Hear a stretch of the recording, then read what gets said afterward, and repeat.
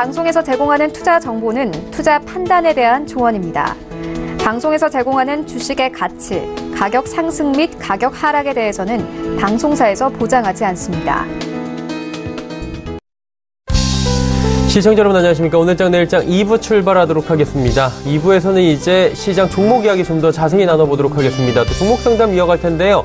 궁금하신 종목 있으신 분들은 100원의 정보 이용료 부과되는 샵 0082번을 통해서 종목명, 가격 그리고 비중을 적어서 보내주시면 되겠습니다. 자세한 시장 이야기 잠시 뒤에 나눠보도록 하고요. 이 시각 시황 변동 상황 잠시 짚어보도록 하겠습니다. 자, 보시다시피 코스피는 2160선 위에서 그래도 움직입니다. 상승폭은 3.97포인트 0.18%. 상승폭은 그렇게 크지 않지만 일단은 오늘 저점 대비해서 굉장히 많이 올라왔다. 이 부분을 주목해야 될 것 같습니다. 다음 살펴보도록 하죠. 하루간의 흐름인데 일단 보시다시피 2138포인트 부진하게 출발을 했습니다. 하지만 11시 조금 되기 전에 중국 증시 개장하면서 시장 분위기 반전됐고요. 중국 증시 오늘도 금요일에 이어서 급등 흐름입니다. 시장도 덩달아서 힘을 내주고 있는 상황이고요. 장중 고점 2162포인트 부근에서 현재도 움직이고 있는 상황입니다. 수급 주체 만나보도록 하죠. 수급 주체 보시면 기관이 매수로 전환을 했습니다. 175억 원 매수하고요. 개인이 1043억 원 매수합니다. 외국인은 1213억 원 여전히 매도하면서 시장 상단을 좀 외국인이 누르고 있는 상황입니다. 다음을 살펴보도록 하죠. 코스닥 시장은 741포인트대입니다. 상승폭이 좀 줄어든 상황입니다. 하루간의 흐름들을 살펴보도록 하죠. 여전히 빨간불 켜주고 있긴 하지만 역시나 743포인트 대비해서 조금 내려오면서 고합권 수준에서 지금 움직이고 있는 상황 확인이 됩니다. 자, 그렇다면 수급 주체 어떨까요? 수급 주체 보시면 기관이 역시나 매수로 전환을 했고요. 개인도 매수합니다. 하지만 외국인의 매도 물량이 516억 원. 양시장에서 최근에 반등이 나와도 외국인은 지속적으로 매도하고 있다. 이 포지션 잘 보셔야 될 것 같습니다. 원달러 환율 살펴보도록 하죠. 원달러 환율은 1127원 70전에 거래되면서 4원 40전 하락합니다. 원화 강세 흐름 여전히 이어가고 있는 상황입니다. 금일 본 방송에서 제공해드리는 정보는 투자 판단에 대한 조언일 뿐입니다. 해당 주식의 가치와 수익률 보장해드리지 않는다는 점 참고해 주시길 바랍니다.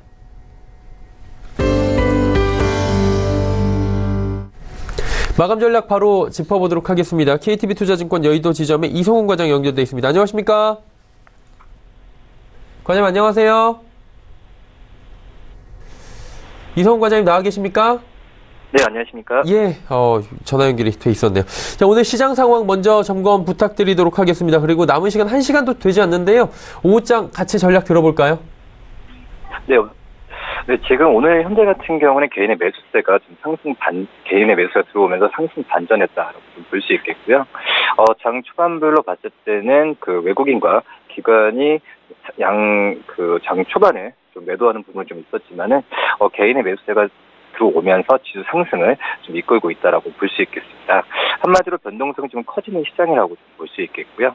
우선은 지금 현재 대외적인 리스크, 어떤 미국과 중국의 무역 분쟁이나 여러 가지 면을 봤을 때는 해소되는 건 아직 없다라는 생각이 좀 많이 들고 있고요. 그렇기 때문에 장 초반에 그런 하락세 같은 경우에도 이런 분위기를 반영하지 않나라고 판단이 됩니다. 이번 주 같은 경우에는 경제 지표나 어떤 특별한 부분은 없고 실적 장세가 지속될 것으로 판단이 되면서 개별 종목으로 집중해야 되는 전략이 맞다라고 좀 판단이 되고 있고요. 다만 이제 외국인과 기관의 수급적인 측면에 있어서 외국인들이 그 양시장 동반 매도를 하고 있다는 점에서 봤을 때는 외국인들 포지션을 보면서 시장을 대응하는 게 맞지 않을까 이렇게 판단됩니다. 자, 남은 시간 얼마 되지 않는데 관심 갖고 좀 주목해 볼 만한 종목 보이십니까? 네, 오늘 오랜만에 좀 반등을 가고 있는 그 호텔신라를 좀 말씀드리겠고요. 이 호텔신라 같은 경우에는 3분기 실적도 한 690억 정도로 작년 대비해서 100% 이상 실적이 증가할 것으로 좀 예상이 되고 있습니다. 우선 면세 부분 쪽에서의 영업이익은 115억 정도로 되면서 이 면세점 쪽에서의 실적에 대한 부분이 지금 현재나 향후에도 가장 큰 호텔신라의 주가의 키이지 않을까 이렇게 생각이 되고요. 면세점의 최성수임에도 불구하고 영업이익이 전분기 대비 약간 0.7% 하락할 것으로 보여지고 있는데 이 부분은 이 승객 수수 인상과 또 온라인 판촉 강화가 있었기 때문에 이런 그 약간의 하락이 나오지 않았나 판단이 되고 있고, 하지만 뭐 이런 부분 같은 경우에는 호텔 신라의 전체적인 실적에 미치는 영향은 크지 않을 것으로 지금 판단이 되고 있습니다. 또 이번 3분기에 홍콩공항 면세점이 흑자 전환할 것으로 파악되면서 이에 따른 효과도 기대될 것으로 좀 생각이 되고 있고요. 뭐 이렇게 3분기가 무난하게 나온다고 한다면 4분기와 내년에도 영업 상황은 긍정적이지 않을까 이렇게 보입니다. 오는 11월에 경쟁사들의 신규 면세점 오픈이 있을 수는 있겠지만 기존 면세점에 대한 기존 면세점 같은 경우는 수익성 위주로 경영하겠다는 입장이기 때문에 호텔 신라의 어떤 면세점에 대한 실적은 나빠지는 부분은 아니지 않을까 판단이 되고요. 다만 이제 수수료 경쟁이 심화된다고 하더라도 이 판촉 효율의 문제로 현재와 같이 어떤 비인기 종목에 한해서 진행될 것으로 전망이 좀 되고 있습니다. 또 최근에 중국 인바운드 같은 경우에도 이 완만하게 회복세를 보여주고 있는데요. 다음 달에 국토교통부가 중국과 항공노선 배분 관련해 실무회의를 개최할 예정입니다. 결과가 성공적일 경우에 중국 노선 증가에 따른 수혜도 좀 기대가 된다라고 볼 수 있겠고요. 우리나라 저가항공 사업자들도 최근에 일본의 여객 수요 감소에 공백을 메우기 위해서 중국 노선을 차츰 밀려가고 있는 분위기인데, 이런 분위기가 계속 된다고 한다면은 호텔 신라의 4분기와 내년 1분기 실적도 긍정적으로 부상할 가능성이 좀 크지 않을까 이렇게 판단됩니다. 네, 알겠습니다. 오늘 장에서 호텔 신라에 대해서 관심을 가져보자라고 짚어주셨습니다. 오늘 말씀 잘 들었습니다. 네, 감사합니다. KTB투자증권 여의도 지점의 이성훈 과장과 함께했습니다.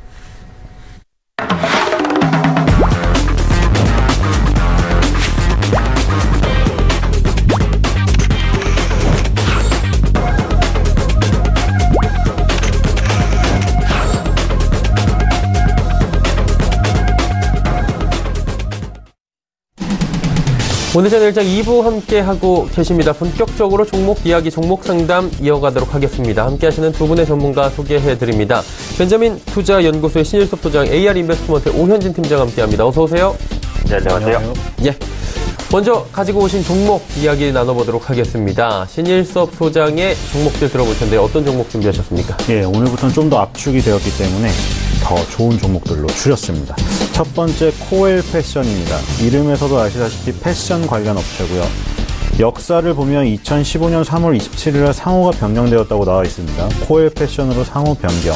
그리고 주요 매출 구성을 보니까 지금 내의류 잡화 패션 사업 부분이 절대적이지만 여기 콘덴서 부분이 23% 아직 차지하고 있죠.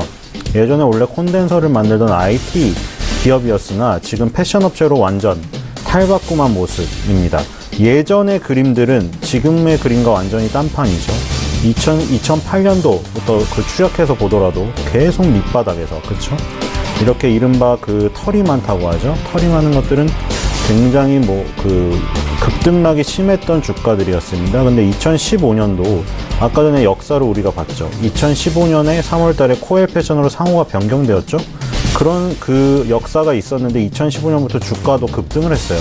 그러니까 지금 이걸 보니까 2015년 3월 달에 그 단행을 했던 상호 변경이 정말 말 그대로 하는 일은 안 바꾸면서 간판만 바꿔달고 실속이 없는 것은 아니었구나. 왜냐면 그렇다고 하면 이렇게 주가가 시장에서 인정을 받지 못했을 거예요. 근데 이제 이 정도로 이제 인정을 받고 올라갔다는 뜻은 2015년 3월 달에 상호가 변경되었던 것이 실제 내실로 이어졌고 패션업체로서 인정을 받았구나. 우리가 이 그래프에서도 알 수가 있습니다. 지금 보면은 전자부품 제조, 판매 및 의류 제조 및 판매 사업으로 영위한다고 아직도 되어 있기 때문에 전자 사업을 아직 완전히 버리진 않았지만 상호로 이렇게 패션으로 바꿨다는 것은 이제부터 우리는 패션 사업에 좀 더 중점을 두겠다. 이런 회사의 의지가 나타났다고 보시면 돼요. 퓨마, 아디다스 등 유명 스포츠 브랜드 언더웨어 그리고 골프웨어 취급을 하고 우리가 익히 아는 브랜드들 지금 다 나오고 있죠. 그리고 퓨마, 아디다스 이외에 띄고 테스톤이더라고요. 카스텔바작 이런 것들이 지금 홈쇼핑 온라인 쪽으로 전문적으로 판매를 하고 있고요. 올해 여름을 기억하시는 분들 계시겠지만 정말 기록적인 폭염이 계속됐죠. 무슨 50년 만이다 하더니 70년 만이다, 나중에 100년 만이다까지 나왔어요. 그래가지고 그 뜨거운 쪽에서 이제 에어컨 수요가 폭증하고 이런 얘기도 있었지만 폭염에 따라서 언더웨어 그러니까 판매가 호조세를 보였고, 그리고 이제 겨울철이 다가왔기 때문에 이제 여름 옷하고 겨울 옷을 다 지금 취급한다는 게 어떻게 보면 장점이에요. 안 그러고 이제 계절적인 부분에 치우친다고 하면 겨울 옷을 파는 업체는 여름에는 좀 안 되고, 겨울 옷을 파는 업체는 또 여름엔 좀 안 되거든요. 근데 지금 이 업체 같은 경우에는 사계절 옷을 다 팔기 때문에 그러한 장점은 있다. 그리고 지금 작년에 히트작이 퓨마 리복의 롱패딩이에요. 지금 퓨마 리복의 롱패딩 뿐만이 아니죠. 어떻게 보면은 그 패딩 업계에서 키워드가 롱패딩이었어요, 한동안. 예전에 롱패딩은 어떻게 보면은 축구 코치들이나 입는 옷이었는데, 그런 것들을 연예인들이 입으면서 굉장히 모든 업체들이 롱패딩을 만들기 시작했고, 평창올림픽을 기점으로 해서 또 롱패딩이 대박이 났죠. 그래서 모든 업체가 롱패딩 수의 열풍에 지금 숟가락을 얹으려고 하고 있고요. 그래서 퓨마 리복 롱패딩 기세가 올해도 지속될 전망이고, 아직 롱패딩은 아주 키워드로서 유효한 것 같아요. 그리고 티커머스나 데이터 방송, 자체 온라인몰, 요즘에 이런 것들이 뜨잖아요. 티커머스라던가 홈쇼핑도 보면 채널이 굉장히 여러 개가 됐는데, 기존의 전통적인 홈쇼핑 채널 말고 또 아래다가 다 만들었더라고요. 티커머스 이런 것들. 그런 부분이 수수료가 싸요. 코엘 패션이 내는 수수료가 홈쇼핑에. 그렇기 때문에 좀 더 남겨 먹을 수 있다. 그래서 지금 이런 부분, 채널을 다변화하는 부분, 그리고 겨울철 롱패딩 수혜가 다시 다가오니까 이런 성수기에 진입하는 이 부분도 굉장히 도움이 된다. 그래서 2015년부터 극적으로 나타났던 이 변화가 더 이어질 가능성이 있다. 주가로 보면은 2번의 상승이 있었는데 3번째 상승이 나타날 구간이 도래하지 않나, 그렇게 생각이 됩니다. 매수가는 종가로 매수하시면 될 것 같고요. 목표가 8,000원, 손절가 5,000원입니다. 두 번째 종목은 무림 PMP입니다. 예전에 말씀을 드렸던 삼보판지랑 그 어떤 업력을 한번 같이 비교해서 보시면 도움이 될 것 같아요. 무림 PMP는 인쇄 산업용지 제지 원료를 활용해서 표백 화학 펄프를 생산하고 판매하는 사업을 영위합니다. 국내 유일의 표백 화학 펄프 제조업체고요. 삼보판지 얘기할 때 드렸던 것을 연관에 지어서 얘기를 하면, 제가 이제 동네에서 폐지를 주우시는 분들, 물론 우리의 도움을 필요하시는 분들도 많죠. 근데 이제 요즘에 굉장히 힘들다는 얘기를 분명히 드렸어요. 왜냐면 하루 종일 폐지랑 고철을 갖다가 이제 주워서 고물상에 줘도 고물상에서 아예 받지를 않거나 돈이 안 되니까 돈을 주더라도 아주 쥐꼬리만한 돈을 준다. 힘들다. 근데 이제 한쪽에서는 그런 힘든 게 좋은 회사들이 있다. 그게 이제 삼보판지나 무림 PMP. 이게 왜 그러냐면은 종이를 새로 만들 때 원료가 폐지나 펄프예요. 근데 삼보판지는 폐지를 이용해서 새로운 판지를 만드는 업체고, 무림 PMP는 폐지가 아니라 펄프를 이용해서 원료예요. 펄프를 이용해서 종이를 만드는 업체. 근데 여기서 왜 같은 얘기가 나오냐? 세계 최대의 제지 수요처, 바로 중국입니다. 여기서 이제 중국이 폐지 등 폐기물 수입을 전면 금지를 시켰어요. 폐지 말고도 뭐 다른 고철이나 이런 것도 다 금지를 시킨 품목이 굉장히 많이 있어요. 20여 가지가 있는데, 어쨌든 폐지를 지금 판매 중지가 아니라 수입 금지를 시켰다. 이렇게 돼버리니까 폐지가 지금 가격이 너무 많이 수요에 비해서 많이 남아돌다 보니까 확 떨어졌어요. 일단 이제 폐지가 이제 펄프와 폐지 가격이 지금 다 떨어지다 보니까 무림 PMP 같이 폐지나 펄프, 그러니까 무림 PMP 펄프죠. 펄프를 이용해서 만드는 업체는 원료 가격이 굉장히 싸지는 효과가 지금 나타난 거예요. 그리고 중국이 지금 당분간 이 규제책을 지금 움직임이 보이지 않습니다. 오히려 이런 걸 강화하죠. 얼마 전에 9시 뉴스에 또 나왔잖아요. 중국에서 어떤 환경 관련 업체가 큰 사고를 쳤더니 정말 문 닫을 정도의 과징금을 부과했거든요. 그러니까 우리가 아무리 중국이 왜 안 하고 맨날 황사나 일으키고 이러지만, 환경 규제책을 정말 강력히 시행하고 있는 게 보여요. 그렇기 때문에 이런 것들은 단기적으로 해결이 안 된다. 그렇게 되면 폐지나 펄프 가격은 계속 하락세 혹은 안정세를 유지할 것이고, 그럼 무림 PMP나 삼보판지는 굉장히 큰 실적이 날 수밖에 없습니다. 그래서 우리가 굴뚝주, 이른바 굴뚝주라고 불리는 공장 굴뚝에서 연기가 난다고 해서 굴뚝주인데, 무림 PMP나 삼보판지 같은 이렇게 굴뚝주, 되게 고리타분한 주식이 정말 극적인 변화를 겪고 있기 때문에 시장에서 소외받았다고 하더라도 지금 같은 경우에 갑자기 스포트라이트를 받으면서 여러분들이 이런 종목이 이렇게 다이나믹하게 움직이나? 이런 모습을 볼 시기가 올 것이라고 생각이 됩니다. 지금도 한 번 움직였고요. 무림 PMP가 2018년도에 급등을 하면서 2008년 무려 10년치의 고점을 싹 다 털어버렸습니다. 지금 10년치의 매물과 고점을 다 뚫어버리고, 지금 밑에 거래량을 보세요. 엄청난 거래량에 실렸어요. 10년 내 최고의 거래량. 거래량은 돈이 굉장히 많이 들어왔다는 거거든요. 매수 거래량이든 매도 거래량이든 합쳐서 돈이 엄청나게 쏟아져 들어오면서 고점을 뚫어놓고 지금 쉬고 있기 때문에 절호의 매수 타이밍이다. 손절가 8,000원, 목표가 16,000원으로 하도록 하겠습니다. 세 번째 종목은 KM제약입니다. KM제약 말하고 딱 이제 차트를 켜봤더니 뭐야 이거 왜 옛날에는 차트가 거의 보이지 않지? 그리고 왜 이렇게 9월 달에는 이런 거대한 장대 음봉이 나왔을까? 이게 무슨 종목이지? 궁금하신 분들이 많을 거예요. 이게 그 스펙이 합병돼서 바뀐 회사거든요. 일단 내용은 구강위생용품, 화장품, 생활용품 제조, 판매 사업을 영위한다고 되어 있습니다. 지난 8월, 얼마 되지 않았죠. 뜨거웠던 여름 IBKS 제3호 스펙에 흡수 합병되었습니다. 저번에 스펙을 살짝 설명을 드렸지만 그냥 돈 뭉치다. 페이퍼 컴퍼니다. 근데 그 사람들이 낸 돈 뭉치를 들고 사고 싶은 회사를 사는 거예요. 만약 인수합병에 성공을 하면 그 회사로 사명이 변경이 되고 그 기업은 스펙을 통해서 코스닥이든 코스피, 주로 코스닥이에요, 주로. 올라가기가 힘드니까 코스닥이 직상장하기 어려운 업체들은 이런 방식을 통해서 대비를 하기도 합니다. KM제약이 그렇게 대비를 했고요. 2005년도에 뽀로로 애니메이션 개발업체 아이코닉스, 여기와 라이센스 계약을 맺었습니다. 그래서 KM제약에서는 이 뽀로로라는 캐릭터를 활용해서 생활용품, 구강용품 이런 것들을 만들 수 있게 되었어요. 그래서 그때부터 뽀로로 캐릭터를 내세운 구강용품 전문적으로 판매를 시작했습니다. 그리고 2015년도 10년 뒤죠. 샴푸, 린스, 바디 클렌저 성인용 생활용품 판매 시장에 진출을 했어요. 그리고 최근에는 스킨 로션, 화장품 분야 사업으로 영역을 확대 중이고요. KM제약 하면은 약간 뽀로로 관련주로 얽히기도 했었는데 뽀로로 관련주가 지금 계속 시장에서 각광을 받는 이유는 중국 시장이에요. KM제약도 지금 중국에서 뽀로로의 인기가 굉장히 많다 보니까 중국 사람들한테 굉장히 판매고를 높게 올리고 있습니다. 그리고 예전에 어떤 자료에 이런 자료가 실제로 있었는데 중국 사람들은 아직 위생에 대한 관념이 선진국만큼 있지 않다 보니까 머리 그리고 이빨 이런 관리가 부실해서 앞으로 샴푸, 치약 이런 부분이 들어갈 그 파이가 굉장히 크다. 왜냐하면 머리가 실제로 떡져 있는 부분이 많답니다. 연구기관에서 조사를 했어요. 그래서 그런 부분 때문에 클 수가 있고 뽀로로라는 캐릭터를 얹었기 때문에 훨씬 더 다이나믹하게 성장할 가능성이 있죠. 그래서 스펙을 합병해서 인수합병이 성공했기 때문에 급등을 했다가 막상 인수합병에 성공하고 상장을 해서 기업명을 바꾸자 급락을 했어요. 그래서 지금 보면은 제자리로 돌아와 있거든요. 오히려 위치 에너지는 정말 낮은 부분에서 살 수가 있는 거죠. 계속 떴다면 그냥 바라보고 있었을 거예요. 그래서 매수가, 종가, 목표가 6,200원, 손절가 4,200원입니다. 네 번째 종목은 신신제약입니다.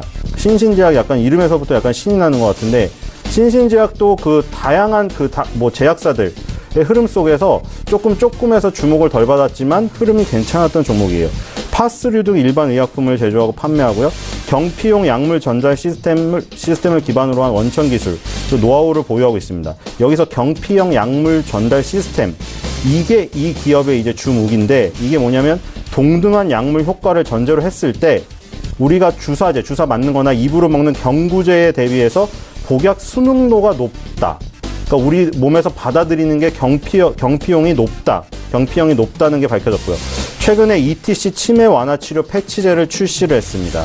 그래서 ETC 패치제 파이프라인 구축에 따른 이 부분이 지금 시장에서 굉장히 긍정적으로 받아들여지면서 상승을 했었고요. 그리고 이 CEO가 나와서 인터뷰를 했는데 앞으로 ETC 패치제 이걸 통해서 치매 시장에 계속 집중을 하겠다 이렇게 선언을 했습니다. 그래서 신신파스 우리가 약국에서 많이 만나볼 수 있지만 그것도 굉장히 일반 의약품으로서 많이 봤지만 이제 전문 의약품 부분에서 이쪽으로 또 뚫고 있기 때문에 일반 의약품과 전문 의약품 두 개의 균형추를 가지고 앞으로 발전할 수 있는 기업으로 보시면 될 것 같고요. 목표가 14,000원, 손절가 9,000원입니다. 마지막 종목은 제이컨텐트리입니다. 제이컨텐트리도 개인이 굉장히 좋아하는 종목이죠. 영화관 메가박스를 운영하고 있고요. 방송 콘텐츠 제작 사업을 영위하고 있습니다. 메가박스는 예전에 시너스라는 영화관이 있었는데 시너스를 인수해서 CGV와 어떻게 보면 약간 쌍두마차격이 되었죠. 그리고 JTBC의 방송을 제작하고 그 콘텐츠를 국내외 VOD로 유통하는 그 사업을 하고 있고요. 그리고 메가박스 극장 운영은 계속 지속을 할 거고 JTBC에서 방영됐던 미스티, 밥 잘 서주는 예쁜 누나. 지금 이게 우리나라에서는 종영이 된 지 꽤 됐지만 이제 이런 것들이 이제 수출이 되기 시작하면은 몇 년을 갑니다. 그래서 판권 액수가 100억에서 150억 정도 기대를 하고 있고요. 그리고 드라마 라이프, 이게 넷플릭스 및 일본 판매될 전망이고, 그러니까 지금 JTBC가 굉장히 히트작들을 많이 내놨기 때문에 J컨텐트리 입장에서는 이거를 굉장히 높은 몸값을 막 팔 수 있어요. 그러니까 계속 좋은 양질의 컨텐츠들을 내놔주니까 J컨텐트리는 영업만 잘해서 잘 팔면 돼요. 그래서 굉장히 좋죠. 팔 게 많으니까. 그리고 메가박스는 추석 연휴를 포함해서 3분기 역대 최고 실적을 일단 기록을 했고 4분기 때도 마찬가지일 것으로 예상이 됩니다. 왜냐하면 겨울철 수혜주가 또 영화 그 관련주거든요. 왜냐하면 추우면 집에서 홈쇼핑을 하거나 멀리 여행을 가기보다는 따뜻한 극장에서 팝콘을 먹으면서 영화를 본다. 그래서 이런 부분들 연말로 갈수록 영화관을 또 데이트를 많이 간다. 그렇기 때문에 3, 4분기 실적이 다 좋을 것으로 예상이 되고요. 그래서 지금 J컨텐트리를 보시면은 이것도 마찬가지로 아까 전에 무림 PMP처럼 10년간의 그 박스권을 돌파를 시켜놓고 쉬고 있어요. 되게 비슷하죠. 이거는 2004년까지 거슬러 가도 그래요. 2004년부터 2017년 계속 보시면 그 지겨웠던 6,000원의 박스권을 2017년 말과 2018년에 걸쳐서 뚫었습니다. 그리고 지금 이 시장 상황 때문에 쉬어서 20% 정도 이번 달에 빠졌지만 이게 굉장히 좋은 게 만약 확인이 된다면 10년간의 박스권을 내 머리 위가 아니라 이제 내 발에 있구나 하고 단단한 지지권. 그러니까 어제의 적이 오늘의 동지가 된다. 그래서 어제의 그 거래가 저항선이었는데 이것을 확인하면 지지 라인이 돼요. 그러면 10년간의 매물이 저항일 때와 지지일 때는 정말 천지 차이겠죠. 그래서 이 부분에서 만약 지지가 되는 모습이 나오고 손절가를 이탈 안 한다면 정말 좋은 탄력이 나올 가능성이 있다. 그래서 목표가 8,000원, 손절가 5,000원으로 잡고 보도록 하겠습니다. 네, 알겠습니다. J콘텐트리까지 5종목 이야기 나눠봤고요. 이제 오현진 팀장의 다음 종목들 가보도록 하겠습니다. 어떤 종목 들어볼까요? 네, 첫 번째로는 그 택배업체죠. CJ 대한통운을 보도록 하겠습니다. 국내 택배 시장의 치킨 게임이 이제 마무리 구간으로 진입하고 있다라고 보여집니다. 그래서 이전에는 한 10개 이상 난립했었던 업체 수가 상당히 많이 조정이 됐고 상위 5개 업체가 시장 점유율 90%를 장악을 하고 있죠. 그래서 CJ 대한통운 같은 경우 국내 택배 시장 점유율 50%까지 상승해 있는 상황입니다. 택배 물동량이 작년에 23억 개로 역대 최대치를 기록을 했고요. 상위 업체의 이익 개선세는 계속해서 나타날 가능성이 높다라고 보여지고 있습니다. 택배 단가도 이제 박스당 최고 4,700원에서 최근 2,300원 수준까지 좀 하락한 상황인데 현재 신규 업체가 뛰어들기는 굉장히 어려운 그런 가격대라고 보여지고 있습니다. 최근에 그 음식 배달비가 좀 붙기 시작했잖아요. 그러면서 택배 가격도 인상할 수 있는 그런 명분 좀 발생했다라고 생각을 합니다. 연말부터 시작해서 아마 내년까지 계속해서 소액이라도 점진적인 택배 단가 인상이 전망이 되고 있고요. 그동안 이제 주가가 눌렸었던 부분이 3분기 실적에 대한 우려감이었죠. 3분기 영업이익 한 10% 정도 감소할 것으로 보여진다라는 부분 때문에 좀 밀렸었는데 이런 부분들이 그 일부 물류센터 가동 중단 이런 것에 따른 일회성 요인이라고 생각을 합니다. 그래서 결국은 이제 극복될 이슈다라고 판단을 하고 있고 4분기부터는 회복세를 보일 가능성이 높다라고 판단합니다. 또 태국 지역에서 그 택배 사업을 본격적으로 진행할 가능성이 높죠. 그래서 내년 상반기까지 태국의 2만 평 규모의 중앙 물류센터를 구축할 것으로 보여지고 있습니다. 이러면 태국 지역에서도 하루 한 40만 상자 정도의 물량 처리가 가능하거든요. 그래서 방콕을 비롯한 지역에서 추가 지점 개설도 가능할 것으로 보입니다. 그러니까 예전에는 이 CJ 대한통운이 굉장히 그 내수주적인 한계에 갇혀있던 종목이다라고 한다면 앞으로는 해외 시장 진출에 대한 모멘텀도 좀 가지고 나갈 수 있는 그런 종목군으로 바뀌었다라고 보시면 될 것 같습니다. 최근에 이제 연 2거래일 정도 단기적인 급등이 나왔어요. 그래서 현재 위치에서 약간 눌림을 줄 때 이제 들어가기 좋은 타이밍이라고 보는데 현재가도 그렇게 나쁘지는 않다라고 생각을 합니다. 어쨌든 현재가 이하 정도부터는 괜찮다라고 판단을 하고 있고요. 매수가는 내일 시초가로 잡았을 때 목표가는 한 18만 원 정도, 그리고 손절가는 이전 이평선 위에 있는 가격 16만 원 정도로 잡아보도록 하겠습니다. 두 번째 종목도 이제 역시 대형주인데 KTNG입니다. KTNG도 오늘 흐름 좋아요. 한 2% 정도 반등을 시도하고 있는 모습이고 기관 수급이 유입되고 있는 모습도 확인됩니다. 그래서 연초 담배 성장에 대한 우려감에 좀 약세를 보였었는데 그런 부분들 대부분 현재 주가에 반영이 됐다라고 판단을 하고 있습니다. 추가적으로 그 신규 진출한 관련형 전자담배 사업도 굉장히 안정화되면서 수익성 개선세 좀 나타나지 않을까 판단을 하고 있고요. 현재 그 관련형 전자담배죠. PG 38,000개가 편의점 채널에 입점이 완료가 됐습니다. 점유율도 계속해서 끌어올릴 수 있을 것으로 보여지고 있고 앞으로 면세점 판매 채널에 대한 확장도 본격적으로 진행되지 않을까 판단하고 있습니다. 올해 같은 경우 또 인천공항 이용객이 전년 동기 대비해서 한 12% 이상 늘어나면서 그 면세점 담배 판매도 증가할 것으로 보여지고 있거든요. 이런 부분 역시도 모멘텀으로서 생각해 보실 수 있을 것 같고요. 건강식품 사업도 호조를 보여주고 있습니다.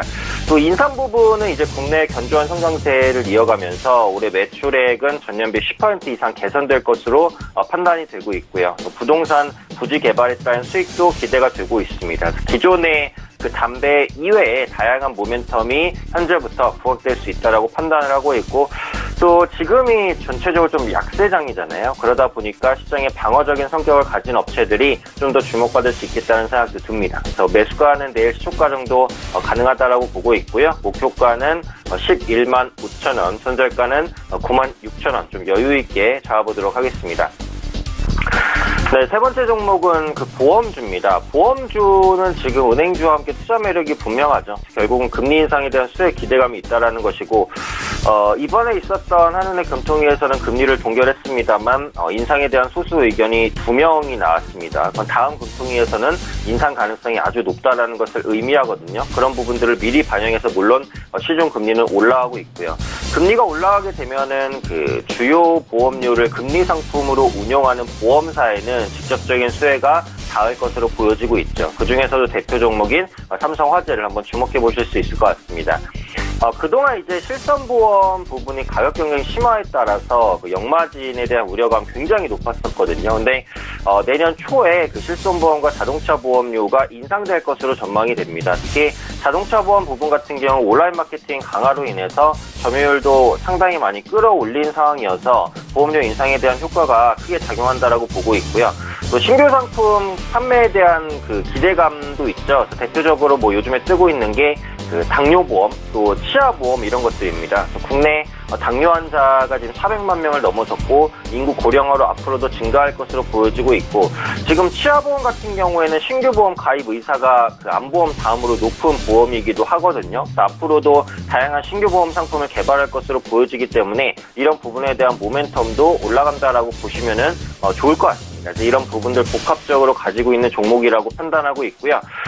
오늘 좋은 흐름 보입니다. 일단은 직전 고점 10월 초의 고점만 돌려내게 되면 생각보다 강한 탄력을 보여줄 수도 있을 것 같습니다. 사실 삼성화재가 굉장히 지루한 종목 중에 하나기는 한데 최근에는 변동성이 좀 커지는 모습이기 때문에 뭐 단기간에 급등할 가능성도 없지 않아 있다라고 생각을 합니다. 거래량이 좀 동반되는 시기에서 관심 있게 보시면 괜찮을 것 같고요. 내일 시초가 매수 가능하다라는 관점, 목표가는 한 29만 5천 원 정도, 그리고 손절가는 한 27만 원 정도를 설정해 보도록 하겠습니다. 네 번째 종목은 도이치모터스 보겠습니다. 3분기 연결 기준 영업이익이 상당히 이제 좋았다라는 부분입니다. 그래서 도이치오토월드가 추가 분양분인 신차 전시장과 또 지하 1층 정비 부분에 대한 실적 이런 것들을 복합적으로 반영되면서 3분기 좋은 실적을 냈고 도이치모터스는 사실 신차 관련 노이즈가 굉장히 컸어요. 그래서 신차에 대한 매출이 안 좋았습니다. 하지만 리콜 시행에 따른 AS 부분의 이익이 괜찮았다라는 부분이고 이 올해 말부터 아마 내년까지 계속해서 그 신차가 나올 것으로 보여지고 있어요. 뭐 BMW 풀체인지라든지 내년에 이제 3시리즈의 풀체인지 뭐 이런 부분들 예정돼 있기 때문에 기존에 부진했었던 신차 모멘텀들 조금씩 극복해 나갈 수 있을 것으로 판단을 하고 있습니다. 또 2020년까지 도이치오토월드의 분양 수익이 인식될 것으로 보여지고 있기 때문에 이런 부분에 대한 기대감도 함께 좀 생각해 보시면 좋을 것 같고요. 여기 기술적으로 보면 오늘 급등을 잠깐 했다가 단기적으로 저항대를 맞고 다시 떨어지는 모습입니다. 그래서 오히려 올라가지 않고 조정을 보이면서 지난주 종가까지 거의 주가가 내려온 상황이기 때문에 오히려 가격 매력은 생겼다라고 봅니다. 현재 위치에서는 저가 매수가 다시 들어오지 않을까라고 판단하고 있고요. 매수가는 내일 시초가 그리고 목표가는 6,300원, 손절가는 5,400원 정도 잡아보도록 하겠습니다. 네, 마지막 다섯 번째 종목은 삼성 SDS입니다. 사실 제가 이 자리를 통해서 삼성 SDS를 자주 말씀드렸어요. 그럼에도 불구하고 또 다시 말씀을 드리는 게 그만큼 이제 모멘텀이 많은 종목이기 때문이기도 합니다. 또 9월 말부터 시장에서 조정을 보였는데 이게 조정을 보인 게 이 종목의 잘못이 아니에요. 결국은 시장이 밀렸기 때문에 하락한 것이어서 결국은 지금 가격에서는 다시 한번 저가 매수가 들어올 수 있다고 생각을 합니다. 무엇보다도 놀라운 것은 이 종목의 수급입니다. 그래서 외국인 수급을 보시면 거의 몇 년간 이 종목을 계속해서 매수하는 모습 나타나고 있어요. 그래서 외국인 투자자가 최근에 시장 약세에서도 꾸준하게 담았던 종목이 삼성 SDX입니다. 4차 산업 관련해서 결국은 핵심적인 모멘텀을 가진 종목이다. 이게 이제 이 종목의 가장 큰 모멘텀으로 보시면 될 것 같아요. 그래서 시스템 SI와 컨설팅 그리고 ERP 사업의 확대로 인해서 IT 서비스 부분의 매출이 꾸준한 증가세를 보이고 있습니다. 향후 4차 산업 관련 IT 서비스 수요가 확대되면서 매출에 대한 성장세 지속될 가능성이 높다라고 보고 있고 스마트 팩토리 시장이 본격적으로 개화하고 있는 모습입니다. 스마트 팩토리가 개화하게 되면 공정의 오류를 예측하고 예방이라든지 이런 부분까지 가능하다라고 보시면 될 것 같고요. 앞으로 4차 산업 관련된 그 IT 제품의 고사양화, 미세화 이런 부분들도 스마트 팩토리 시장의 성장을 부른다라고 보시면 되겠습니다. 10월 초에 저점을 찍었다고 보고 있어요. 속도의 문제지 결국은 이전 주가를 회복하고 추가적인 상승도 가능할 수 있을 것이다라고 판단을 하고 있습니다. 그래서 현재 주가 매력적인 위치라고 판단을 합니다. 내일 시초가 정도에서 매수 가능하다고 말씀드리겠고요. 목표가는 23만 원, 손절가는 20만 원 잡도록 하겠습니다. 자, 오늘 쭉 살펴봤습니다. 이제 지난주에 단기 접근했던 종목들 리뷰해 볼 텐데요. 먼저 신일섭 소장은 필라코리아 말씀해 주셨는데 네. 어땠나요? 힐라코리아 엄청납니다. 지금 힐라코리아 주가를 보세요. 예. 2018년에 한 달 쉬었습니다. 한 달. 근데 언제 쉬었냐면 7월 달이에요. 7월 달에 음봉 하나 나왔고요. 그것도 종가로 5.79% 하락했네요. 그쵸? 그리고 지금 10월 달이잖아요. 11월, 12월 어떻게 될지 2달 남았는데 2달 빼고 나머지 달 모두 양봉이에요. 엄청난 시세가 지금. 월이 양봉이라는 거는 월의 시작가보다 월의 종가가 항상 높았다는 거잖아요. 그리고 7월 달에 잠깐 쉰 거는 정말 그냥 더위에 주가가 잠깐 쉬었을 정도로 표현될 정도로 너무나 약해요. 힐라코리아 오늘도 3% 오르고 있는 데다가 지금 이 끝이 어딘지 지금 이게 아마 향후 몇 년간 2018년도의 상승은 힐라코리아에서 거의 역사로 남을 것 같아요. 그래서 지금 이거 단기 접근은 물론이거니와 이 지금 탄력이 연말까지도 이어질 가능성이 있습니다. 그래서 힐라코리아는 역시 저번 주도 강했다. 그리고 이번 주도 강할 가능성이 높다. 이렇게 보입니다. 네. 그렇다면 들고 계신 분들은 조금 더 즐기셔도 된다 이런 말씀이신 거죠? 지금 이 시장에서 이렇게 안 좋은데 저렇게 좋은 종목을 놓고 만약 주식을 한다면 무슨 종목을 사겠는가? 이게 반문하고 싶습니다. 예. 그렇다면 이번 주에는 어떤 종목이 단기적으로 좋을까요? 네, KM제약입니다. 예. 아까 스펙이 합병이 되었을 때 물론 그때가 가장 뜨거울 수 있어요. 왜냐면 아까 말씀드린 대로 스펙이라는 거는 그냥 돈 뭉치예요. 만약 인수합병에 성공을 못하면 3년간의 성공을 못하면 그 목적이 달성이 안 됐다. 그러고 이제 없앱니다. 물론 임직원은 없기 때문에 누가 그만둘 가능성은 없죠. 회사가 이제 페이커 컴퍼니가 다 정리가 되고 나머지 투자했던 사람들에게 이자를 돌려줘요. 그렇기 때문에 이제 가만히 그런 인수합병 이슈가 없으면 그냥 주가가 그대로 있는 겁니다. 그 자리에. 근데 이제 인수합병이 이렇게 성공을 하게 되면 극적으로 올라요. 136%가 올랐거든요. 8월 달에 고점상으로 136%가 올랐다가 9월 달에 다시 저가상으로 54%가 빠져요. 그러니까 지금 이게 급등락이 굉장히 심했었는데 인수합병 했을 때 당시에 너무 뜨겁게 움직이고 단기 세력이 많이 붙었다는 얘기죠. 이제 그런 것들이 이제 왔다 갔다 장군 멍군을 하고 이제 제자리에서 이제 다시 스토리대로 갈 수 있는 시점이 왔다고 생각이 돼요. 그래서 위치 에너지도 낮고 그래서 일단 단기 추천주로 가지고 온 거고 매수가는 종가로 매수를 하시면 될 것 같아요. 저는 종가 매수를 항상 권해드리거든요. 종가 매수는 동시 호가에 같이 매수를 하시면 될 것 같아요.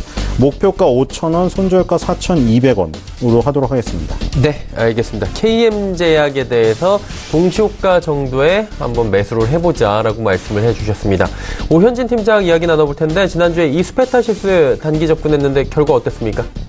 네, 일단 스페타시스는 매수한 가격에 있어서는 약간 좀 눌린 모습이긴 한데 현재 위치도 전혀 무리는 없거든요. 그래서 보유하고 계신 분들은 당연히 홀딩하시면 될 것 같고 이제 신규 접근도 가능하다라고 생각을 하고 있습니다. 일단 단기적으로 급등이 좀 나왔었기 때문에 눌림 구간이라고 생각을 합니다. 그래서 눌림을 보인 이후에 지금 20일 이평선에 좀 걸려 있거든요. 근데 현재 위치에서는 지지를 보일 것으로 판단하고 있어요. 기관 수급도 좋고요. 그리고 요즘에 보시면 거래량이 좀 줄면서 하락했어요. 그래서 그런 만큼 주요 수급이 빠져나가지 않았다라고 보고 아마 이번 주 내로는 재반등을 시도할 것이다라고 판단을 하고 있습니다. 보유하고 계신 분들은 그대로 홀딩하시면 될 것 같고 없으신 분들은 신규 매수도 가능한 좋은 위치다 말씀드리도록 하겠습니다. 네, 이 스페타시스 이야기 들어봤고요. 이번 주엔 어떤 종목 저희가 단기 접근해 볼까요? 네, 그래서 제가 말씀드린 그 5종목 중에 다 대형주인데 이제 중소형주가 도이치모터스밖에 없었어요. 그래서 오늘은 도이치모터스를 말씀드립니다. 그래서 3분기 영업이익이 174억으로 호실적을 기록을 했죠. 여기 아마 갭상승 출발을 안 했으면 계속해서 치고 나갔을 텐데 갭상승을 했기 때문에 좀 시장과 함께 눌렸다라는 생각이 들거든요. 그래서 아마 이번 주 내로는 주가가 다시 안정을 찾았을 때 그 3분기 호실적에 대한 그런 긍정적인 기운들이 다시 한번 반영되지 않을까 이렇게 판단을 하고 있습니다. 3분기 영업이익 174억 기록했고 4분기 내년 초까지 실적에 대한 가시성은 좋습니다. 이전에 있었던 노이즈는 대부분 털어낸 구간이다라고 보여지고 있고요. 오늘장 단기 갭상승 급등 이후에 눌림목 구간을 노려보는 관점으로 보도록 하겠습니다. 내일 시초가 공략 가능하다고 말씀드리겠고요. 목표가는 아까 말씀드린 대로 6,300원, 손절가 5,400원 전략 유지해서 진행하도록 하겠습니다. 도이치모터스 이야기 나눠봤습니다. 자, 이제는 오늘장 특징주들 이야기를 나눠보도록 하겠습니다. 새롭게 시작되는 코너인데요. 오늘장 특징주는 어떤지 신일석 부장께 먼저 여쭤보도록 하죠. 네, 일단 업종부터 업종 하나 할게요. 그 업종 같은 경우에는 화장품 업종을 꼽고 싶어요. 오랜만에 지금 화장품 업종, 물론 보통 HTS에서 지금 대부분의 HTS가 그럴 텐데 여기서 대분류를 해놓은 거에는 화장품 업종이 따로 존재하지 않죠. 의료 정밀 업종이 솔직히 6개밖에 없는데, 제가 HTS에서 보는 그 부분은 의료 정밀 업종 6개밖에 없는데 왜 업종을 해놨는지 모르겠지만, 화장품 업종 같은 경우에는 아예 분류는 안 돼 있는데 오늘 화장품주가 집단적으로 굉장히 강합니다. 화장품주가 굉장히 그 사이에 많아졌어요. 그 종류가 상장을 하고 기업명이 바뀐 것도 있고 해서. 어쨌든 많아졌는데, 지금 그 소식이 뭐냐면 아시아나항공에서 중국 내 인기 화장품 브랜드 하나화장품의 임직원 단체 관광을 유치했다는 소식이 뉴스에 떠 있을 거예요. 그래서 아시아나항공이 지금 600명을 태우고 올 거다. 20일부터 24일까지 국내 관광. 이거 한학령 이후에 최고거든요. 예전에 많이 있었어요. 몇 년 전에. 기억나시는 분들 계시겠지만 한강 반포지구에다가 300~400명을 불러서 단체 관광객들을 불러가지고 통닭을 300마리를 시켜주고 한강 경치를 보여주고 그리고 또 데리고 면세점을 가죠. 이런 것들이 되게 많이 나왔어요. 그때 뉴스가 릴레이식으로. 근데 한학령 이후에는 전혀 나오지가 않았어요. 그 뒤에는 그냥 유커가 아예 없어졌어요. 단체 관광객을 유커라고 부르고 개별 관광객을 싼커라고 부르는데 싼커만 있었지 유커는 못 왔어요. 중국 정부에서 위협을 주거든요. 너네 이거 가면은 여행사 문 닫게 하겠다. 그러니까 이제 개별 이제 그 여행사 안 통하고 개별 여행을 왔어요, 우리나라에. 근데 이제 유커가 많이 사주니까 와야 되거든요. 근데 지금 단체 관광객을 유치했고, 이 서울 명동이나 동대문 강남 일대 이 부분에 국내 화장품 시장 견학을 한다고 합니다. 왜냐면 화장품 회사 직원이기 때문에. 그리고 한중 화장품 세미나를 열고, 하나 화장품이 이번에 처음 오는 게 아니에요. 하나 화장품은 예전부터 우리나라 화장품 회사들 직원들하고 교류가 있던 회사들이에요. 600명이 어쨌든 온다. 이게 좀 상징적인 거죠. 물론 지금 이게 온다고 화장품 업종이 갑자기 좋아질 리는 없어요. 왜냐면 지금 보시면 오늘 오르는 것들, 큰 종목부터 아모레지, 아모레퍼시픽, 제니, 코스메카 코리아, CS 코스믹, 코스온, 리더스 코스메틱, 한국 화장품 제조, 한국콜마, 코스맥스, 이런 종목들 다 있죠. 지금 보시면 주가가 좋지가 않았어요. 그동안 2018년에 좋지가 않았고요. 지금 미국에서 계속 좋았던 에스티로더, 여성분들이 좋아하시죠. 그 종목마저도 이번 굉장히 1년 만에 나오는 13% 이상의 하락이 나오고 있거든요. 그래서 지금 화장품주가 좋지 않음에도 불구하고 이런 단발 소식으로 오늘 일단 반등은 나옵니다. 근데 반등이 나오는 게 봤더니 대부분 어떤 지지선에 있긴 해요. 아모레퍼시픽 같은 경우에는 지금 120개월 선까지 빠져서 거기서 지지를 받고 있고요. 코스맥스는 지금 20개월 선. 어떤 이런 중요한 이동평균선에서 이런 소식이 나와서 반등을 한다. 요거는 그나마 의미가 있습니다. 이동평균선의 지지력을 테스트하는.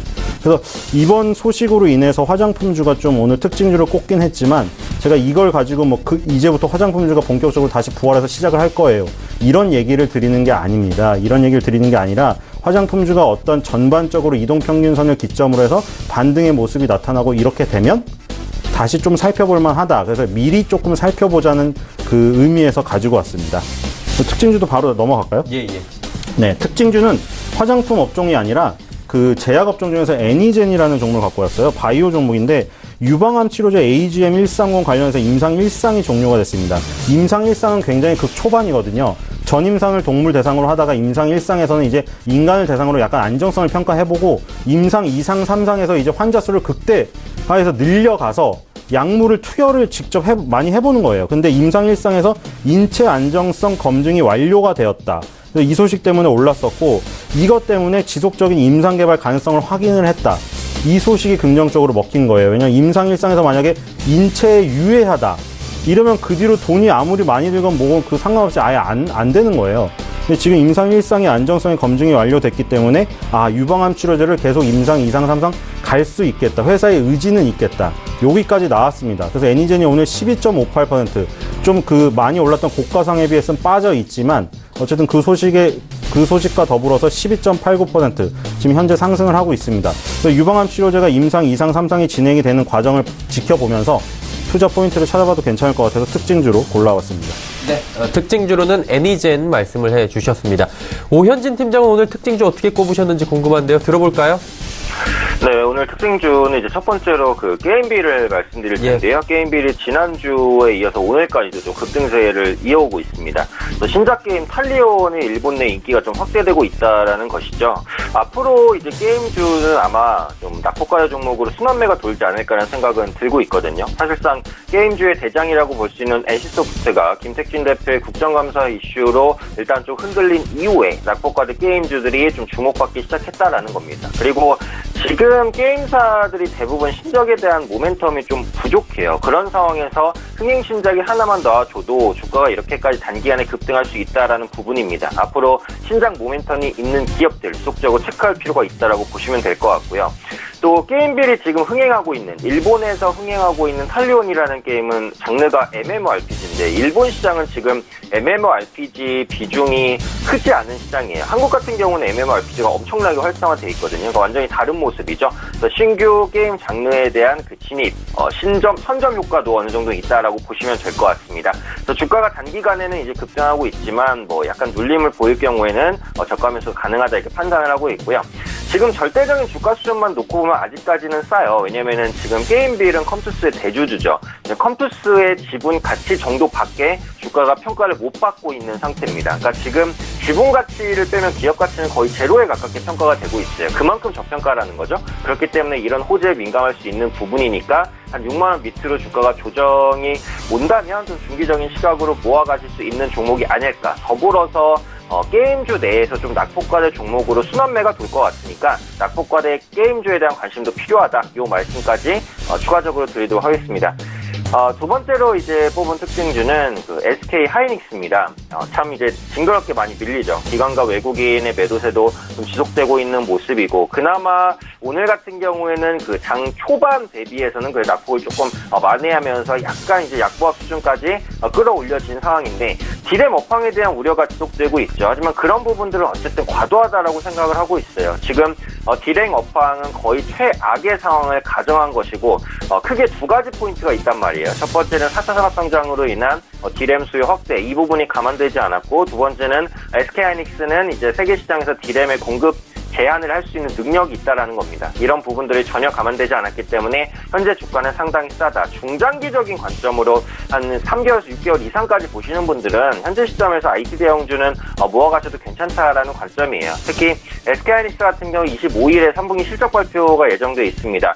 사상 최대 실적이 전망이 됩니다. 물론 삼성전자 같은 경우에도 사상 최대 실적 내고 주가가 빠르게 반등 못해서 이번 하이닉스도 그럴 수도 있는데, 실적 발표가 되면은 확실히 이 종목이 그 실적 대비해서는 업황 둔화 우려 감안해도 싸다라는 인식이 좀 퍼질 수 있거든요. 그런 만큼 25일에 실제로 좋은 실적을 내는지 보고 주가가 바닥을 잡는 시기에 있어서는 중장기적인 관점으로 보실 분들은 관심 있게 보실 만한 종목이다, 말씀드리도록 하겠습니다.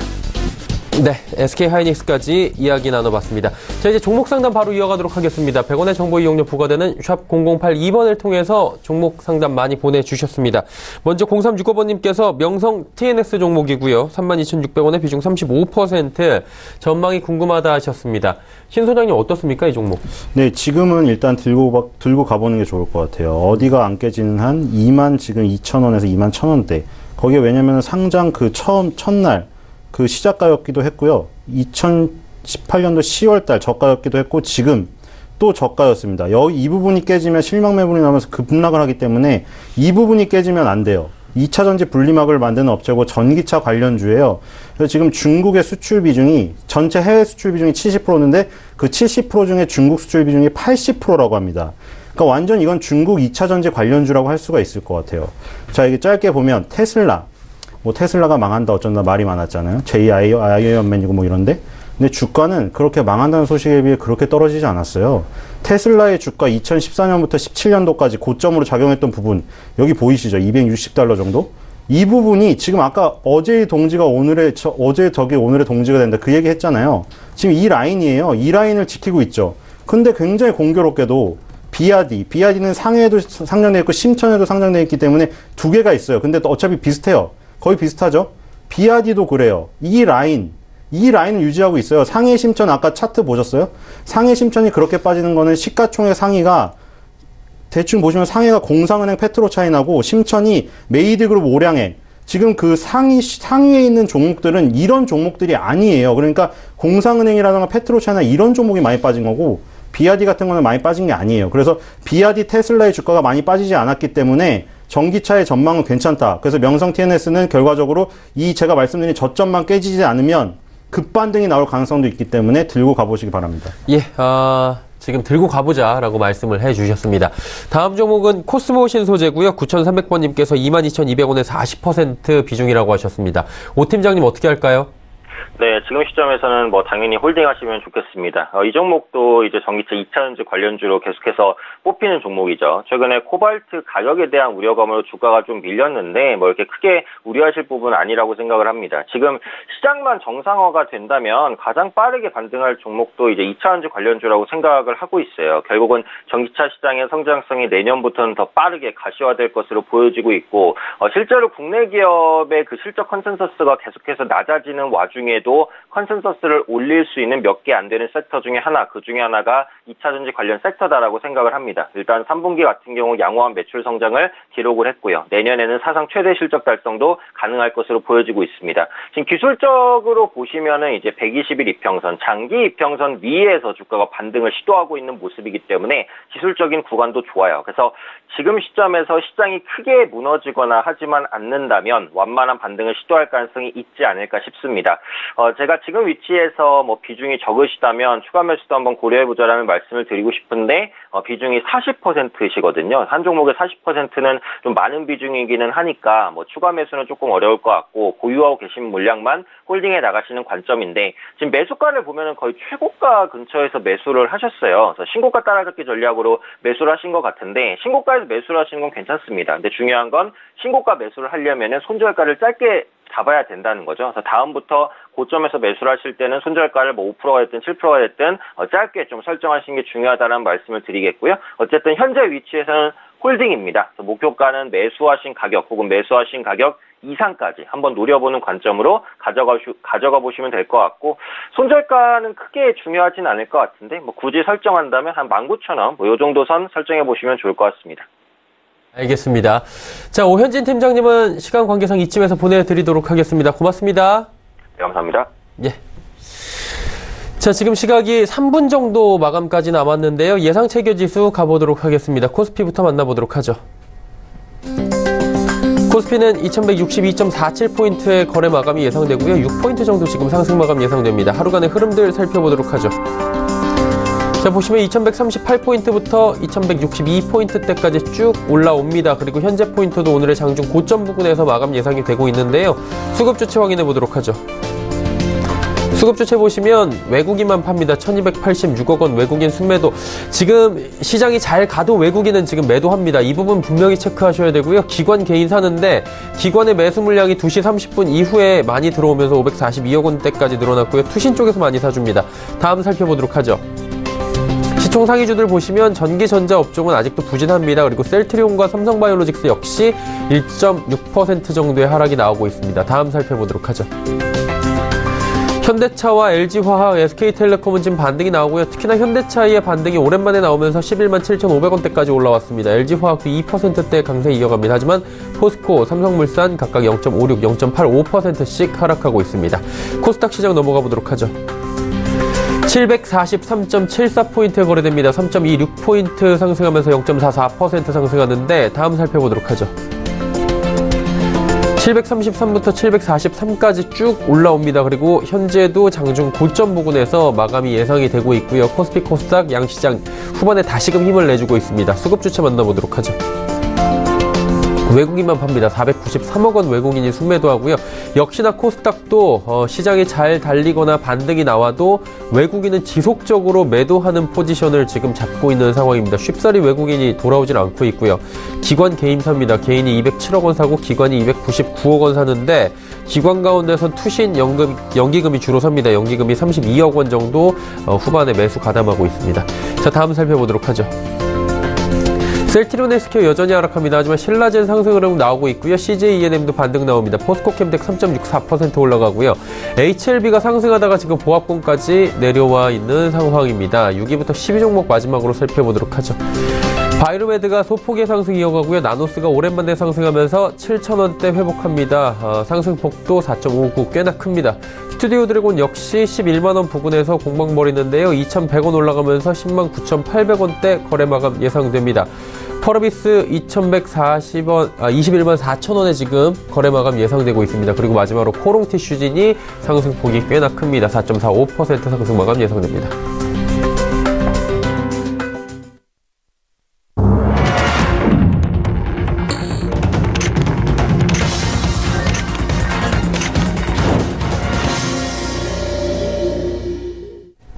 자, 월요일장 마감이 됐습니다. 일단 시장은 장 초반보다는 많이 올라왔고요. 반등을 하는 모습들, 긍정적인 모습, 중국의 영향을 받는 모습들을 보여줬습니다. 지수 정리되기 전에 신일섭 소장과 이야기 좀 나눠보도록 하겠습니다. 오늘 시장 어떻게 보셨습니까? 네, 그 중국의 영향 때문에 조금 상승은 했지만 오늘 상해 종합주가지수, 심천 종합주가지수 4.2%, 4.86% 급등하면서 혼자 돌죠. 근데 이게 중국은 다른 나라들이 오를 때는 혼자 빠지더니 또 다른 나라들이 이제 떨어지면 혼자 오르는 약간 청개구리 증시 역할을 하고 있죠. 그리고 중국 영향력과 미국의 영향력이 반반이라 제가 아까 뭐 예전에 계월선 얘기도 들고 반반의 영향을 받아서 우리나라가 지지부진하다 이 얘기도 드렸어요. 그래서 지금 미국의 영향력이 일단 보면은 필라델피아 반도체 지수랑 마이크론 테크놀로지가 다우라던가 나스닥 S&P 500보다 주가가 더 안 좋아요. 그 얘기는 삼성전자, 하이닉스가 1, 2위를 시총을 차지하고 있는 우리나라 증시 지수에는 좋지 않을 수밖에 없는 거예요. 필연적으로. 지금 필라델피아 반도체 마이크론 테크놀로지 20개월선 지금 붕괴시키고 있거든요. 물론 종가가 확인이 안 됐지만 처음으로 만 2년 만에 처음으로 침범했다는 거 굉장히 의미가 있고요. 중국이 지금 상승을 하나 중국은 전혀 달라요. 시총 구조가. 상해는 공상은행, 페트로차이나 그리고 10위 안에 드는 20위 안까지 해봐도 전부 은행 보험주예요. 지금 제일 많이 오르는 게 뭔지 아세요? 중국 인수보험이에요. 심천도 마찬가지예요. 지금 제일 많이 오르는 거 상한가 여긴 10%인데 10만원 원 증권주예요. 증권주, 보험주가 급등을 하기 때문에 우리나라 증권주, 보험주 시총상위 10위 안에 눈을 씻고 찾아볼 수가 없어요. 그렇기 때문에 여기서 어떤 게 가장 강력한 방어력을 보여주냐. 귀주 모태주 같은 종목을 보세요. 귀주 모태주는 오늘도 4% 오르고 지금 2018년에 상해 심천이 그렇게 밑으로 곤두박질 쳤는데 귀주 모태주의 주가는 제자리 걸음이었다는 거죠. 그러니까 지금 무슨 얘기냐면 필라델피아 반도체 지수 영향력을 받아서 경기 민감주들은 좋지 않을 수밖에 없고 경기 민감주가 시가총액 상위를 차지하는 우리나라 지수는 좋지 않을 수밖에 없어요. 그러면 이제 중국의 영향력 올라가는 거를 지금 뭐 비슷하게 따라가려면 은행 보험주 같은 답답한 걸 하거나 아니면 아까 귀주모태주와 같이 있는 식품주, 음식료주를 가야 된다는 얘기예요.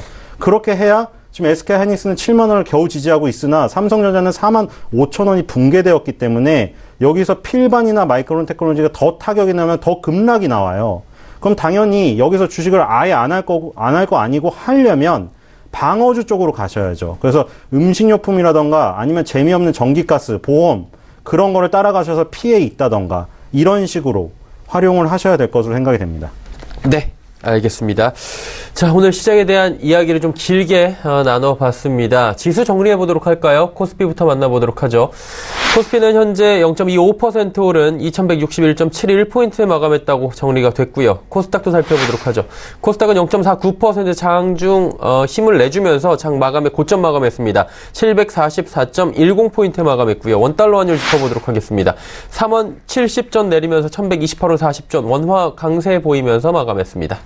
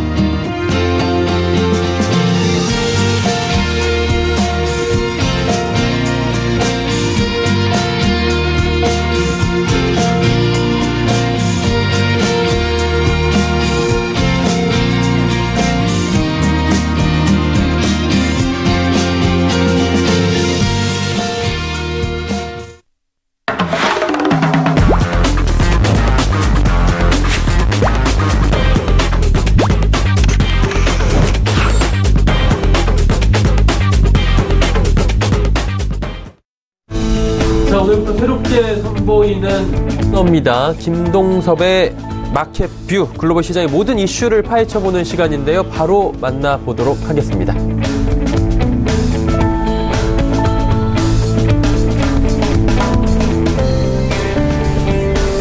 네, 안녕하세요. 네, 오늘 세 가지 이슈를 가지고 나왔는데요. 첫 번째 이슈는 이제 미국과 중국의 무역 전쟁 이슈가 시장에 화두가 되고 있습니다. 가장 중요한 것은 뭐냐면 지난주 금요일과 오늘 주가를 반등시켰던 주요 이슈 중에 하나가 뭐냐면 중국의 총리인 류어라는 총리가 이런 얘기를 합니다. 미국과의 무역 협상이 진행 중이다. 이런 얘기를 했는데요. 한편으로는 미국에서 레리 커들러는 이런 얘기를 합니다. 중국과 협상을 하는 과정 속에서 중국이 꺼려한다. 그렇다면 우리는 어떤 생각을 해야 될까요? 현재 시장이 이제 정말 누가 진실을 가지고 있을까? 이런 생각을 합니다. 실제로 시장의 모습을 보면 무역 협상이 정말 진행될 것 같은 시장의 모습이 나옵니다. 왜냐하면 지난주 금요일 날도 급락후 반등을 했고요. 또 오늘도 역시 하락을 시작했지만 상승합니다.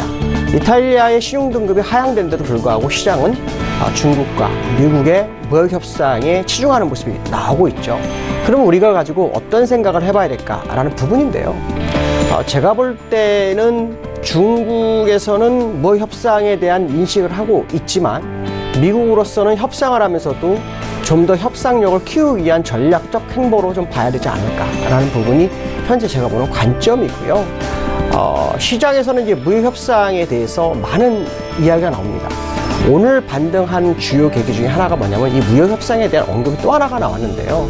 11월 29일 날 G20 정상회담이 있습니다. 그때 트럼프와 시진핑이 정상회담을 할 거고 그 시점에서 극절 타결 가능성이 언급이 되고 있죠. 근데 제가 볼 때는 그때까지는 사실 기간이 굉장히 많이 남아있다라고 판단한다면 사실 지금 시장의 움직임은 너무 빠른 것이 아닐까라는 생각이 들고 있고요. 어쩌면 미국 시장이 하락으로 갈 수 있는 그런 상황 속인데 중국 같은 경우에는 오히려 반등하는 모습이 나온다. 완전히 디커플링의 모습이 나오고 있죠. 중국의 위치가 기술적으로 보면 반등이 충분히 될 수 있는 공간은 사실입니다. 그러나 지금 현재 무역협상의 재료가 너무 먼 위치에 있는 데서 너무 빨리 올라오고 있다. 자, 이것은 무슨 말이냐면 언제든지 하방은 열려있다라는 생각을 해봐야 되겠죠. 기술적으로 중국 차트를 잠시 보면요. 지금 200월선에서 움직임이 보이고 있습니다. 지금 차트로 제가 보여드리고 있는데 사실은 요 양봉, 요 앞에 양봉이 보이시죠? 조금 더 확대해서 보여드릴게요. 요 양봉 때 사실은 그 외국인들이 매수를 했어요. 그 다음에 이 음봉 때는 중국의 국가대표라고 하는 기관들이 매수를 했어요. 그러고 나는데 양봉이 나왔는데 무역전쟁에 대한 문제가 나오면서 다시 음봉이 나왔죠. 일반적으로 중국은 그 121월선에서의 지지력 테스트를 확인하게 되는데 지금 이 상황은 200이선까지 밀렸다가 올라오는 모습이죠. 그렇다면 여기가 이제 반전의 실마리를 가졌을까에 대한 부분인데 실제로 이 무역협상이 진행된다는 얘기가 나오고 있지만 관세 부과가 내년 초에 지금 10%에서 25%로 증액이 됩니다. 그러니까 그 전에 협의를 못 한다면 결국 중국 시장은 좀 더 하락할 확률이 상당히 높고요. 실제로 중국이 하락하게 된 건 무역협상 이면에 있는 그림자 금융이 있다라고 봤을 때 지금 현재 무역협상에 대한 류어의 언급, 그것은 결국 중국 시장의 붕괴를 막기 위한 일시적인 언급이었을 거다라는 생각을 해봐야 될 것 같고요. 결국 커들러가 중국 협상을 꺼려하는 것이, 중국의 협상을 꺼려하고 있다는 것이 더 맞을 수 있다는 생각을 해봐야 될 것 같습니다. 자, 두 번째 이슈에 대해서 보도록 하죠. 자, 두 번째 이슈는 국내 시장에 대해서 한번 언급할까 합니다. 국내 시장의 모습을 보면 금요일도 마찬가지고 오늘도 마찬가지고 낙폭을 정말 축소했어요. 왜 축소했냐? 결국 첫 번째 이슈와 연결됩니다. 중국과 연계해서 무역 분쟁이 해소될 가능성에 대한 부분이 시장을 끌어올리고 있다라고 해석을 하면 되는데요. 실제로 이 부분이 국내 시장에 영향을 줘서 반전을 갈지에 대한 부분에 대해서는 좀 고민을 해봐야 될 상황일 것이다. 왜냐하면 국내 낙폭 축소에 주 세력이 없다라는 겁니다. 지난주 금요일날 국내 시장을 이끌은 것은 개인과 기관이었고요. 오늘도 역시 개인과 기관이었습니다. 실제로 시장은 계속해서 프로그램 매수의 움직임을 보였고 그 프로그램 매수에서의 움직임 속에서 시장이 움직이다가 막판에 기관들이 들어오는 모습입니다. 그렇다면 국내 시장의 펀더멘탈이라는 퀄리티가 그렇게 좋은 상황은 아닐 것이다 라는 생각을 해봐야 될 것 같고요. 이러한 상황 속이라면 국내 시장이 낙폭을 축소했지만 현재의 위치에서 완전히 방향성을 가져가는 그런 구간일까에 대한 생각은 좀 더 고민을 해봐야 될 것 같다라는 부분인데요. 이러한 부분을 연계해서 세 번째 이슈를 가져옵니다. 제가 세 번째 이슈에서 이런 얘기를 할 건데요. 세 번째 이슈에서는 뭐냐면 지금이 어떻게 보면 반전의 시점일까에 대한 부분입니다. 제가 이제 두 번째하고 세 번째를 연결해서 말씀드리고 마지막에 기술적으로 한번 접근해 보려고 하는데요. 세 번째에서는 이제 하방 격시가 확보됐냐, 이게 이제 시장의 관건입니다. 무슨 말이냐면 이틀간 낙폭을 줄였고 이전 저점을 깨지 않은 모습이 시장에 나왔고, 자, 그로 인해서 시장에서는 하방 경직성이 확보된 것이 아닐까, 이렇게 나갈 수 있습니다. 그래서 세 가지 이슈는 하나로 연결되게 되는데요. 자, 문제는 뭐냐면 지금의 위치가 정말 반전으로 하기 위해서 반등 조건이 꼭 필요하다는 겁니다. 기술적으로 본다면 시장의 모습은 반전을 가능성에 대한 기술적 분석을 가지기 시작했습니다. 왜냐하면 반등 조건에는 세 가지를 봅니다. 첫 번째는 기술적 분석, 두 번째는 시장 상황, 자, 세 번째는 뭐냐면 시장 상황 중에서 수급적인 조건, 이 세 가지를 보는데 첫 번째 부분을 기술적으로 보면 사실 지금 자리는 추세선의 하단선 부분에 와 있습니다. 그러니까 어떻게 보면 기술적으로는 가능성이 굉장히 커지는 그런 상황일 거다라는 부분이 상당히 중요하죠. 추세선을 보시면은 제가 추세선을 그은 게 첫 번째, 두 번째 연장선으로 해서 이것을 두 번째 저점에다 연결을 했어요. 그래서 이 저점에서 다시 쭉 연결해 보면 현재의 자리가 나오고요. 그 다음에 나올 수 있는 것이 현재 이 자리에서 이렇게 연결하게 되면 첫 번째, 두 번째 연결하게 되면 이 저점에서 바운딩이 들어왔었어요. 그러고 난 다음에 올라갔다가 다시 밀렸죠. 근데 그 연장선이죠. 그러니까 기술적으로는 반등 조건을 정말 일부 갖춘 상황일 것이다. 자, 그러나 중요한 것은 뭐냐면 주봉 상태에서 모습을 보시면 지금 상태에서 100% 상승이다라고 말할 수 없는 게 이 후행 스팬, 일목균형표상으로는 이제 후행 스팬이라는 게 존재하는데요. 추세 연장선이 하단선, 여기에서의 지지력을 보이든지 아니면 여기서 되돌렸을 때 이 안으로 들어오든지 하는 모습이 나와야 할 거다. 자, 그 얘기는 무슨 말이냐면 현재 지수 끝난 시점이 2161포인트죠. 그러니까 지금보다 그냥 25포인트 정도 올라와야만이 확연히 반등의 조건이 될 것이다라는 것이 첫 번째 기술적 분석이고, 두 번째는 뭐냐면 기술적인 부분을 갔을 때, 어느 조건을 갖췄을 때 가장 중요한 게 뭐냐면 시장 상황이 만들어지냐입니다. 아시겠지만 미국과 중국이 분쟁을 하는 과정 속에서 중국이 언급을 한 것은 있지만 실제로 시장에서는 그거를 체감하지 못하고 있다는 거죠. 그러니까 이 부분이 조건을 또 갖춰야 될 거고, 만약 이게 안 된다면 수급적인 부분에서 조건을 갖춰야 되는데요. 제가 앞에서 이런 얘기를 했어요. 우리나라 시장을 보면 지금 기관과 개인이 매수를 해주고 있고, 그 다음에 외국인은 팔고 있다라고 했는데, 오늘도 주가가 거의 한 17포인트, 18% 빠졌지만 이 수급을 한번 확대해서 보시면 이 외국인들입니다. 자, 외국인들은 매수를 안 했습니다. 선물은 매도를 했고요. 그 다음에 코스닥에서 매도를 했고요. 거래소도 매도를 했습니다. 기관들은 매수하고 다 매수했습니다. 개인도 매수했습니다. 근데 재미난 건 뭐냐면 지금 요 결과죠. 하루 종일 시장의 모습을 보면 선물만 기관을 샀어요. 마지막에 샀습니다. 유일하게 들어왔던 게 프로그램 매수인데, 제가 여기서 이제 프로그램 매수를 한번 이렇게 띄워놔봤어요. 흐름을 보면 프로그램 매수로 시장을 이끄는 것이 거의 확연하게 드러나고 있다. 그 다음에 마지막에 거래소에서 모습을 보시면 여기서 기관들이 살짝 사 올렸다는 거죠. 또 개인 외국인도 좀 샀다는 거. 자, 이런 부분을 본다면 수급적 구조가 굉장히 안 좋다. 그러면 결국 적어도 세 가지 조건의 첫 번째는 어느 정도 30%를 갖춘 상황이라면 나머지 60%가 언제 갖춰질 거냐에 대한 부분인데, 제가 볼 때는 시장 환경을 조성하는 것을 확인하는 것은 앞에서 말씀하신 것처럼 11월 29일이 지나야지 맞을 거고요. 그렇지 않으면 결국 수급적으로 시장에서 외국인이 들어오는지를 확인해야 할 거다. 자, 외국인들이 들어온 조건이 되려면 국내 경기가 굉장히 좋아야 되는데 국내 경기가 그렇게 좋지 않습니다. 그렇다면 결국 국내 경기를 떠나서 외국인 들어올 수 있는 조건은 결국 시장이 원달러에서 방향성이 나와야 될 거다. 원달러이 하고 국내 시장은 반대로 합니다. 반대라는 과정 속에서 원달러가 추가적으로 하락하는 모습. 자, 이것은 결국 위안화하고 연결되는데, 이 부분이 어느 정도 형성된다면 그 시점이 반대의 조건일 거다. 그렇다면 결국 원달러가 1110원 밑으로 떨어지는 모습이 나와야만이 외국인의 진입이 나올 거고요. 이슈상으로는 11월 6일 날 미국에서 중간선거가 어느 정도 마무리되는데, 그것이 공화당 쪽에서 승리를 하면 좀 더 빠른 시점에서 외국인이 시장 진입을 하지 않을까, 이렇게 말씀드릴 수 있을 것 같습니다. 자, 오늘 제가 첫날인데 약간 좀 어렵게 설명한 것 같습니다. 좀 더 준비를 많이 해서 내일을 준비하겠습니다. 오늘 여기까지 하겠습니다. 감사합니다. 네, 김동섭의 마켓뷰, 오늘 세 가지 주제에 대해서 이야기를 쭉 함께 들어봤습니다. 내일도 좋은 이야기 들어보도록 하죠.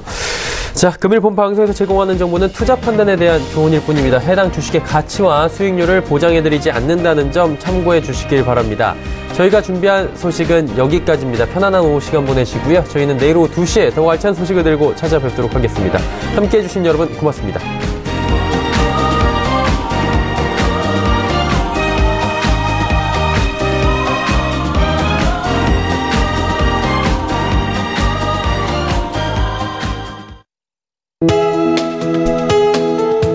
방송에서 제공하는 투자 정보는 투자 판단에 대한 조언입니다.